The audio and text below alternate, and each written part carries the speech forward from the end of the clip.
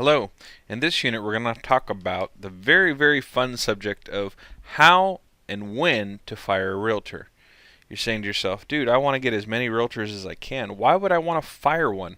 Well, the simple answer to that is that a lot of realtors are idiots. In fact, if you haven't figured that out yet, you will quickly come to that firm belief. In fact, many real estate agents are amateurs. They don't belong in this business dealing with a high-ticket sale. But we will deal with a lot of people that are not good for our business. How do we fire them? Well, quite frankly, the best way to do is just to stop returning their phone calls. That'll usually take care of it right there. But you will get some realtors that will be pushy and they'll be forceful on you and they'll try to get you to do this, that, and the other. What I would encourage you to do, if a realtor is just truly pushing up hard on you and ruining your business and starting a bunch of fires, is I would just tell them, listen, I work with a lot of the realtors in the area and I have great relationships with them.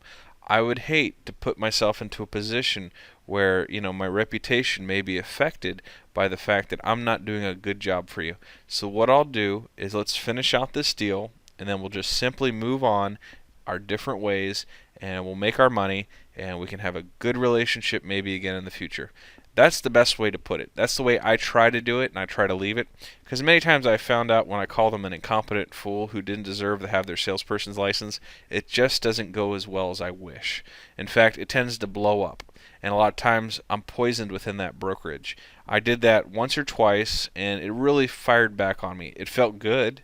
I admit that it was pleasurable to do that to the realtors, and it made me feel like I was in control. But what it did is, in the end, it just simply created a poisonous atmosphere where I couldn't do business in that brokerage again. They'd be like, oh yeah, that guy, he's such a jerk. And it would ruin me for future realtors. And also, a lot of realtors will migrate from one company to the next. So as they see at the MLS caravans and at the open houses and different things, they're not going to like you. So what you're going to want to do is just be firm but polite. And when you fire a realtor, just simply say, I respect where you're coming from, and I think you do a good job. I just want to make sure that we part in a good way, and let's just finish out this transaction, and we'll get paid on it, and I just want to make sure that there's complete satisfaction on both sides, both your side and my side, and that we leave with a good taste in each other's mouth. And a lot of realtors, if they're cool, will respect that. And if they're jerks, they'll be jerks anyway. And there's really nothing you can do about it. Now, if you want to do it the nasty way, you can call the broker. You can tell the broker they're incompetent, they don't know what they're doing. You can tell the other realtor they're incompetent and don't know what they're doing.